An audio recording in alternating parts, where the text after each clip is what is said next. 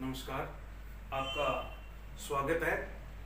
आज हम पढ़ रहे हैं संस्कृत व्याकरण में सबसे महत्वपूर्ण टॉपिक उपसर्ग। उपसर्ग क्या होता है, उपसर्ग की रचना कैसे होती है, यानी जो ये उपसर्ग होता है ये एक शब्दांश मात्र होता है। शब्दांश मात्र यानी धातु से पहले जुड़ता है, धातु होती है उससे पहले अगर जुड़ जाता है तो नवीन शब्द की नवीन रचना कर देता है। जैसे उपसर्ग धातु और अंत में जो प्रत्यय बनता है, और धातु से पहले तो उपसर्ग होता है और बाद में प्रत्यय लगता है। तो आज हम इसके बारे में पढ़ेंगे। परिभाषा देखिए आप इसकी।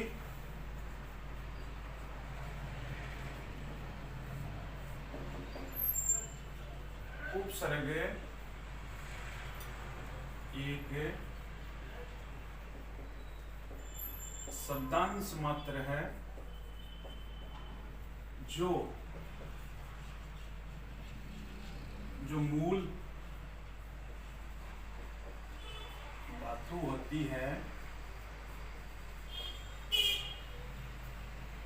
उसके पूर्व में जुड़कर नवीन शब्द की रचना करता है, उसे उपसर्ग कहा जाता है। यानी ये पहले जोड़ करके उस शब्द का अर्थ ही और उस शब्द का अर्थ ही परिवर्तन कर देता है। उस शब्द का अर्थ है ना वो भी परिवर्तित हो जाता है। जैसे जैसे मूल शब्द अपना हार है। अब मैं यहाँ पर समझाऊंगा आपको। देखो यहाँ पर देखो उपसर्ग धातु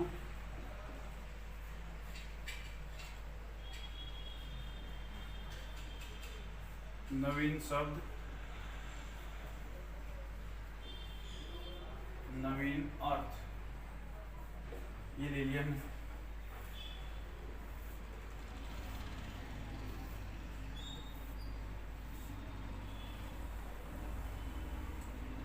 ये हम इससे टेबल के माध्यम से अच्छे प्रकार से इनको समझ लेंगे। अब यहाँ पर उपसर्ग लेते हैं हम धातु, जैसे हार धातु लेते हैं। हार हार इसका मतलब क्या होता है? हारे का मतलब होता है पराजय या कंठाभूषण, यानी कंठ में पहनने वाला जो आभूषण होता है वो होता है। ठीक है।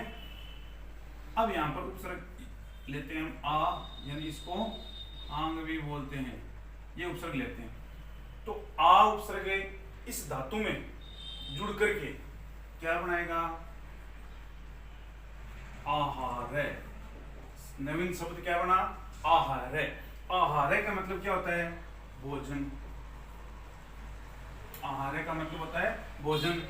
जैसे आहार का मतलब प्राचय हो गया और आ उपसर्ग लगते ही शब्द में रचना हो गई, दूसरा शब्द बन गया, इसका अर्थ ही बदल गया। एक तो कहां पर आहार यानी पहनने वाला आहार या फिर ये प्राचय, और दूसरी चीज यहाँ पर क्या बन गया? यहाँ पर शब्द है उपसर्ग लगते ही भोजन।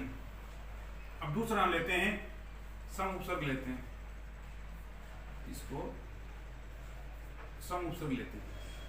अब इसके साथ में जोड़ते ही हार है तो क्या बन गया? सम उपसर्ग लगते ही संहार है। क्या बन गया? संहार है। संहार का मतलब क्या होता है? मारना। संहार का मतलब मारना। देखो सम उपसर्ग लगते ही क्या बन गया यहाँ पर? हार। हार का मतलब प्राचय, संहार का मतलब मारना। इसकी अर्थ ही परिवर्तित हो गया ना? किस प्रकार से इसका अर्थ परिवर्तित हो गया देखो। अब हम अगला शब्द लेते हैं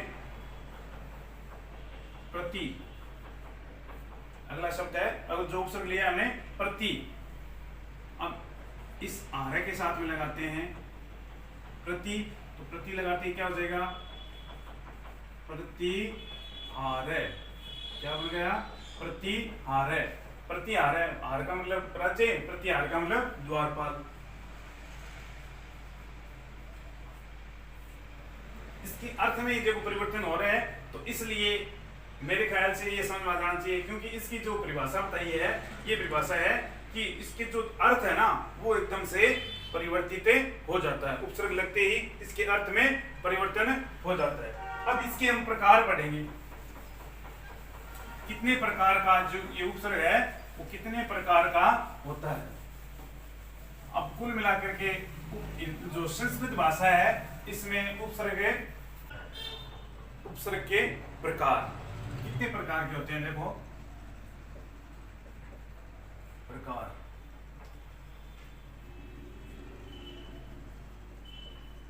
उपसर्ग 22 प्रकार के होते हैं।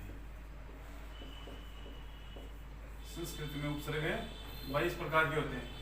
इनका हम नाम सीरियल वाइज इनका हम लिखेंगे, प्र, प्रा, अप, सम, अनु, आवे, निश्चय, नीरे, दुष्य, दूरे, वी, आ या आंग,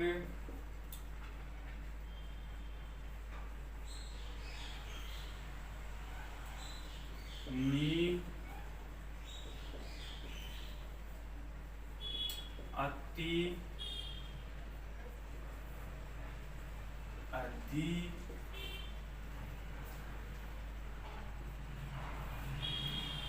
अपि, अभि, प्रति, परि, उत या उद,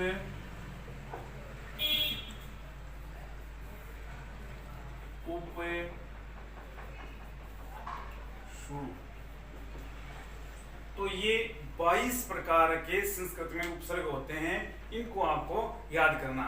ये याद हो जाएंगे तो उपसर्ग एकदम से आपको समझ में आ जाएंगे। प्र, प्रा, अप, सम, अनु, अव, निश्च, नीर, दुष्य, दूर, वी, आ या आंग, नी, अति, अधि, अपि, अभि, प्रति, परि, उते, उप, शु। ये 22 प्रकार के उपसर्ग हैं। अब अगला जो वीडियो आएगा उसमें आपको एक एक का किस प्रकार से उपसर्ग का जो उपसर्ग है वो निर्माण करते हैं शब्दों का, वो हम पढ़ेंगे। नमस्कार।